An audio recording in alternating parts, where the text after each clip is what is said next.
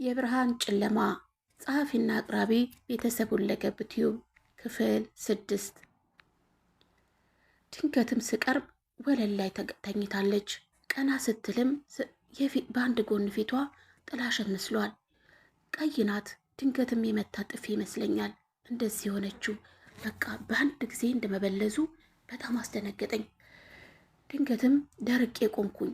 እሱም ወደ እኔ ዞር አለና ምን ልትፈልጊ እንደመጣሽ ንገረኝ አለኝ። አይ ምንም አልኩትኝ። በፍጥነት ወደ ክፍልሽ ሂጂ ብሎ ጮኸ። እኔም ሴትዮዋን እያሳዘነችኝም ቢሆን በፍጥነት ጥዬ ወደ ክፍል ያመራው። እዛም ሆኜ ሰውነት የተንቀጠቀጠ። ወደ ጓደኛዬ ደወልኩኝ። ጓደኛዬ እባክሽ የተፈጠረውን አትጠይቅኝ አልኳት።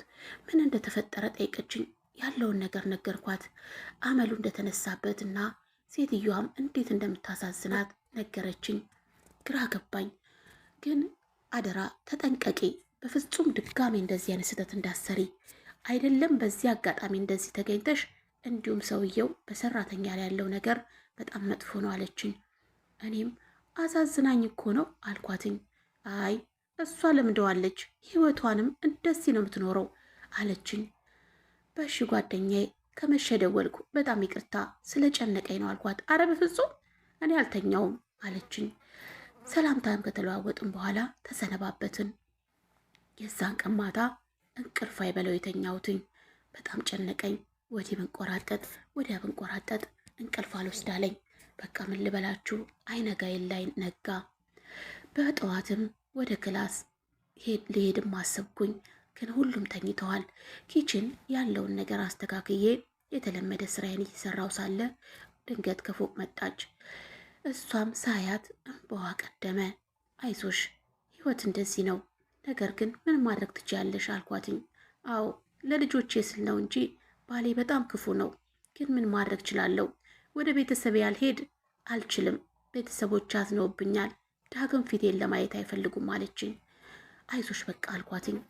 ከዛም ምንም ማድረግ አልችልም ብላ የቀድሞ የተለመደ ስራዋን ቀጠለች። ቁርስም አዘገጃጅታ እንደተለመደው እስኪወርድ ጥበቃ ላይ ነን። ወደታችም ከወረደ በኋላ ቁርስም እየበላሉ ሳለ እኔ ድንገት ኪችን ሆኜ እቃ እያጠብኩኝ ነበረ። ድንገትም ወደ ኪችን መጣ። ወደ ኪችንም መጥቶ በጩኸትም ሁለተኛ እንደዚህ አይነት ነገር ባደርግ ብሎ ሳላስበው በጥፊ መታኝ። ያለውበት ምድር ሰማይ ዞረብኝ። ምን ልበላችሁ ጩ አለብኝ። ግራ ገባኝ። ምን እንደተፈጠረ በቅጽበትም ላስታውስ አልቻልኩም። እሷም ደነገጠችና ወደ እኔ ሮጣ መታ በመሃላችን ቆመች። እሱም ሁለተኛ አለና ጥሎኝ ሄደ። ብቻ ምን አለፋችሁ ጆሮዬ አንድ ጆሮዬ ጸጥ አለ። በፍጥነትም ከኪችን ወደ ክፍሌ እየሮጥኩኝ ሄድኩኝና ክፍሌ ቁጭ አልኩኝ። በአንድ ጆሮዬ ምንም የሚሰማኝ ነገር የለም። በቃ ደነቆርኩኝ። አምላኬ ሆይ ቆይ ለምን ብዬ ስቅስቅ ብዬ አለቀስኩኝ። ከማልቀስ ውጪ ምንም አማራጭ የለኝም። ምን አድርጋለሁ? ህይወት በእኔ ላይ እንደዚህ መሆኗ ብዬ የባሰ በቃ ፈጣሪን አማረርኩትኝ። በሰው ሀገር ላይ ቆይ ለምን አልኩኝ። እዛም ክፍሌ ቁጭ ባልኩበት ሰዓት ሴትዮ የመጣችና አይዞሽ እንግዲህ ምንም ማድረግ አልችልም አለችኝ። አይ በቃ ከዚህ በኋላ አልችልም አልኳትኝ። ማለት አለችኝ። እንዴ አንቺ ባልሽን እንደፈለገሽ ማድረግ መቻል ትችያለሽ፣ እኔ ግን አልችልም። ኤጀንሲ ቢሮ የደውዬ ማስተካከል የሚገባቸውን ነገር ያድርጉ አልኳትኝ። በነገራችን ላይ አመት ሊሞላኝ 2 ወር ነው የቀረኝ። እናም ወደ ቢሮ እንድትደውልልኝ አደረግኩና ኤጀንሲዎቹን አናገርኳቸው። የተፈጠረውን ነገር ከመጀመሪያ እስከ መጨረሻ ነገርኳቸው። ለምን እስካሁን ሰዓት እንዳልደወልኩና ለምን እስከ ሰዓት እንደቆየው ጠየቀችኝ። በጣም መልካም ጥሩ ሴት ነበረች። እዛ ተቀበለችኝም። እኔም እስከነበረን ጊዜ ሰዓት በጣም መልካም ሴት እንደነበረች፣ ባሏም እዚህ እንዳልነበረና አሁን ከመጣ ገና ሳምንቱ እንደነበረና ሁሉን ነገር አስረዳዋት። አሁን ላይ ግን ከዚህ በላይ መች እንደማልችልና እንድትወስደኝ ነገርኳትኝ። እሷም እሺ ብላ አቅጣጫውን በጂፒኤስ እንድልክላት ነገረችኝ። ሴትዮዬም በጣም ለመነችኝ። ከዚህ በላይ አልችልም ይቅርታ ማዳም አልኳትኝ። አለቀሰች። ምክንያቱም ይህን ያህል ተቀምጬ የተረዳዋት እኔ ብቻ ነበርኩኝ። በፍጥነትም ወደ ጓደኛዬ ደውዬ ያለውን ነገር አሳወቅኳትኝ። እሷም አይ ጓደኛዬ፣ እስካሁንም እኮ ሰውየው ስለሌለ ነው ይህን ያህል የቻልሽው፣ ግን ምን ተፈጠረ አለችኝ። ታውቂያለሽ፣ ሳላስበው በጥፊ መታኝ። አንድ ጆሮዬ መስማት አቁሟል አልኳት። በድንገት ሳላስበው ጮኸች።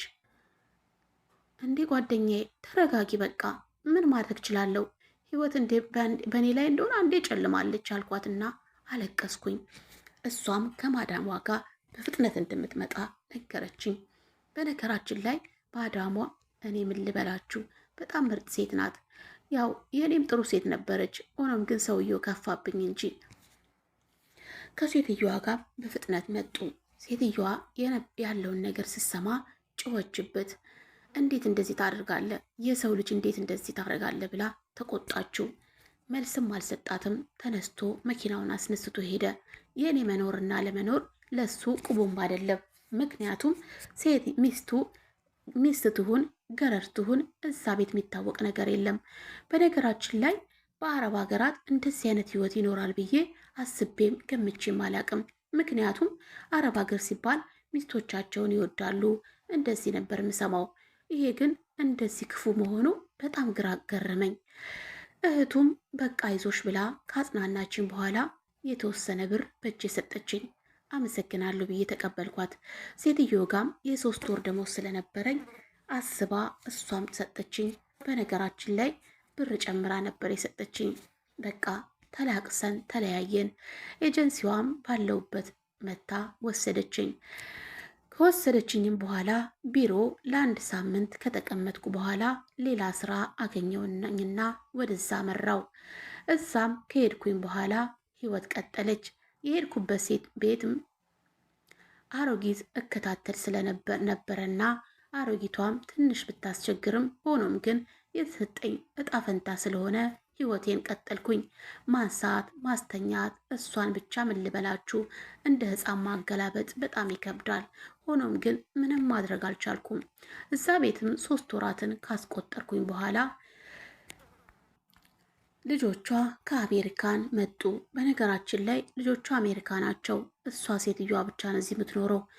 እዛ ቤት ለ8 ዓመት የነበረች ኢትዮጵያዊ ነበረች። እሷም ስለተሳፈረች ነው እኔ በእሱ ሀገር የገባሁትኝ።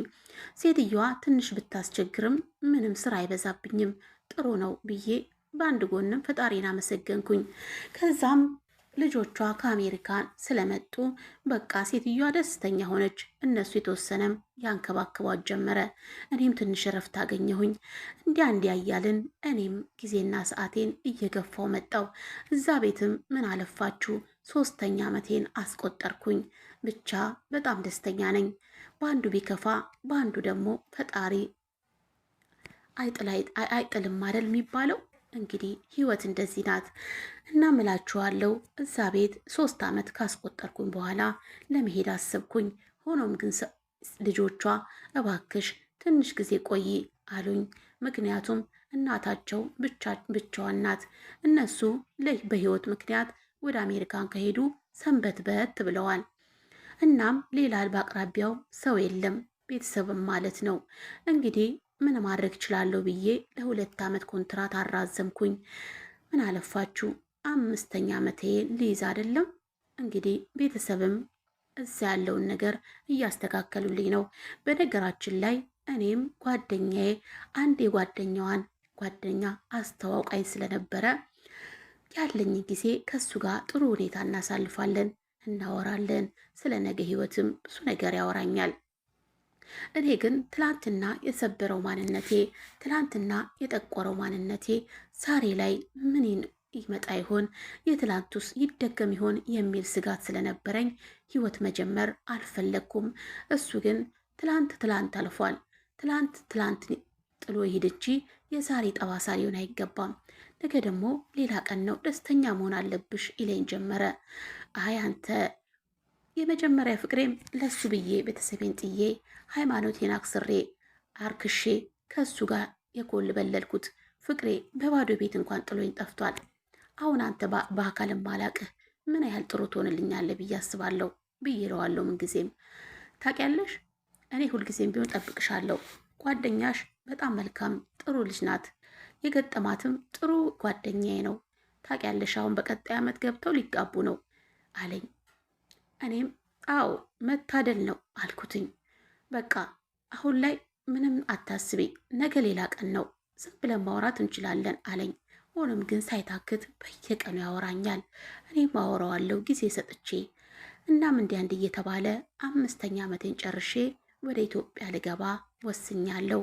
እሱም ከስደት በኋላ ወደ ሀገሩ ሊመለስ አስቧል። እናም ተያይዘን አገራችን ልንገባ ነው።